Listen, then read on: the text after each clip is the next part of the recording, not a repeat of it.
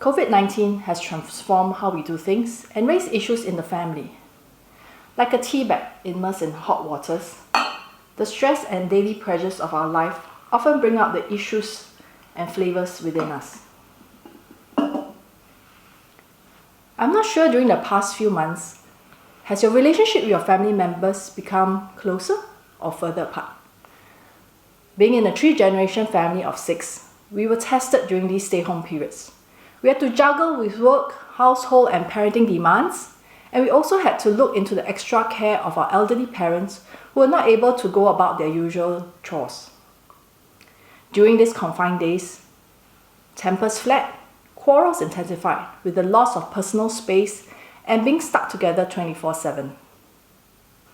With all the different demands and colliding together, demanding our attention, so how do we know which one to prioritize? It is easy to focus on tasks, completing homework, housework, and meeting work deadlines.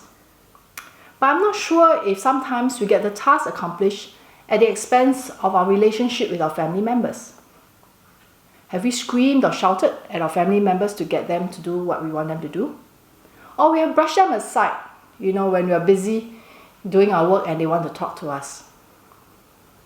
If our focus is on the outcomes and results, example, to earn more money or to save money or to score better in school, then we tend to be rather hard and impatient of family members. However, if our focus is on the process of learning and growing in understanding each other, then we will be more patient and understanding, and we will draw closer as a family. In my years of working with families, I've seen some families who have the hardware, the 5 C's that we Singaporeans are familiar with: cash, car, credit card, condominium, and country club membership. But they suffered very broken relationships within their family. Having strong family relationship is really not about having the hardware, but it's about the hardware.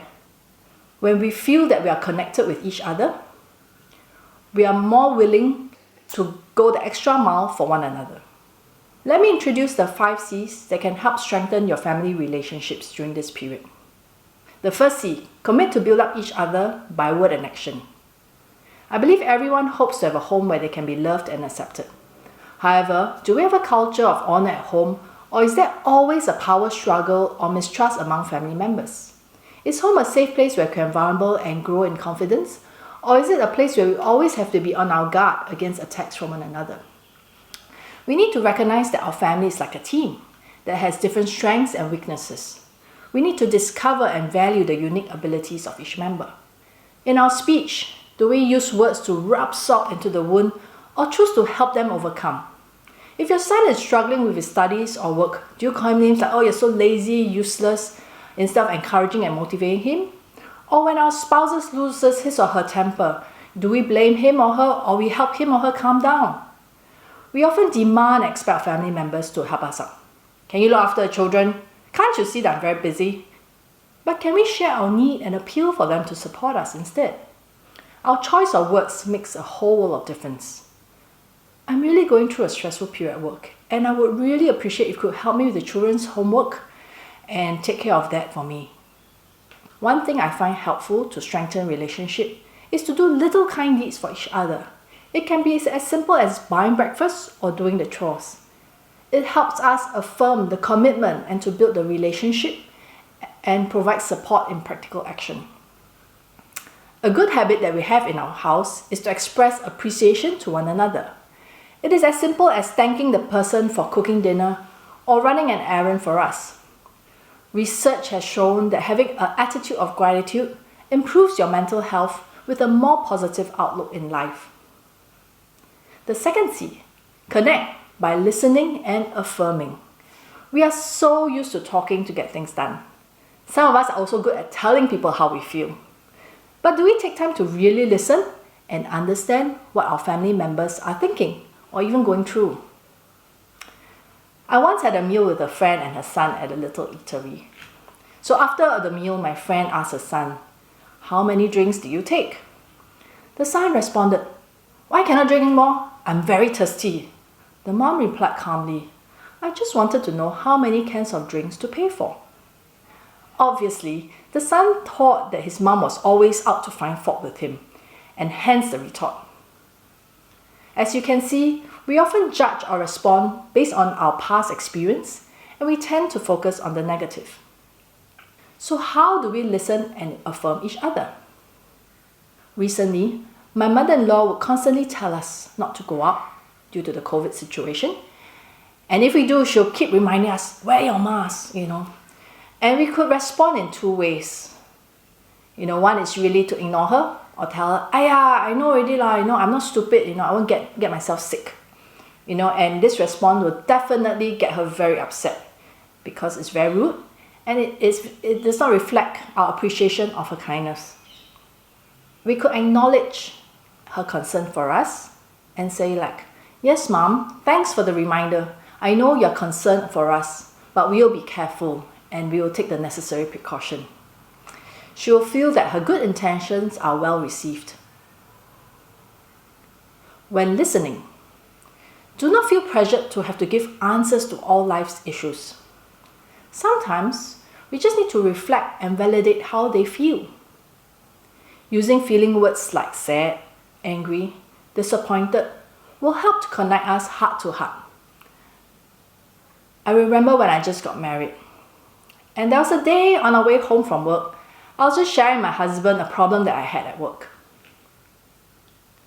He listened and he offered some advice, but I kept rejecting him and he got really frustrated. And I felt myself also getting upset and frustrated with him. Reflecting at the end of the day, I realized all I wanted was him to listen and understand how I felt. I knew what I needed to do, but I just needed to feel heard.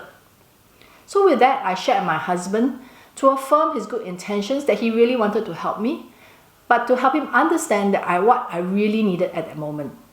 We all have different expectations due to our life experience or personality. However, the key to making these expectations known so that it minimizes any misunderstanding or frustration. Sometimes, we really need to agree to disagree at home. The best thing we could do for each other is to listen attentively and reflect back what we have heard. It is also a good opportunity to clarify if we have heard wrongly. The truth is, we cannot read each other's mind, but we can share what is on our mind. So it is okay if we have heard wrongly, but at least we can clarify and get it right. The third C, confess. I recall a session I had with a group of youth at the Reformative Training Center. They often complain about how their parents were not fair. And I asked them if their parents were to admit their mistakes, would they have more respect for them or less? Often parents are afraid of admitting their mistakes for fear of losing their authority at home. And to my surprise, the boys said that they actually will respect their parents even more. And this applies not to parents but also in our other relationships. There is a quote by C.S. Lewis: "Humility is not thinking less of yourself, it is thinking of yourself less." When we value the people around us, we are willing to humble ourselves for the sake to restore the relationship. I believe our family members will appreciate the honesty and reality of life, that we may fail, but there's always room to forgive and make amends. When we are willing to be vulnerable, it will allow the other person to lower their walls and share how they honestly feel. How do we encourage our children to take responsibility for their mistakes? To create the atmosphere for amends, we can help by gently diffusing any defense by assuring them that we're not there to scold or blame them, but we're concerned about them and just want to find out what had happened. We can express our disappointment, but make room for them to make it right. Every mistake is a great learning opportunity, so do not get too hung up on it. The fourth C, choose to forgive. In my interaction with seniors, one of the common stories I hear is the bitterness that results from hurts inflicted by other family members who are not willing to admit their mistakes. So what can we do if it happens to us? Do we choose to bear a grudge and find fault with the other party so that they will feel our pain? When the other person passed on, I'm not sure if we will live with a regret wishing that we were nicer to them or had taken some time to understand their side of the story. or we can choose to forgive them. Forgiveness doesn't excuse the behavior, but prevents the behavior from destroying our heart. Unforgiveness weighs a person down with many emotional baggages and clouds up their view towards life. I'm not sure what you're going through in your family, but I can tell you, forgiving someone liberates our hearts. Life journey is already very challenging, and we definitely want to travel light and not live life with regret. The fifth C, care for self and others. As much as we are committed to build the family, do not forget to care for yourself too. Family demands are real, especially if you are a working parent and a caregiver to your elderly parents as well. You can't save another drowning person if you yourself are drowning. It is important that you are aware of your state of mind and emotions, and remember to take time to recharge.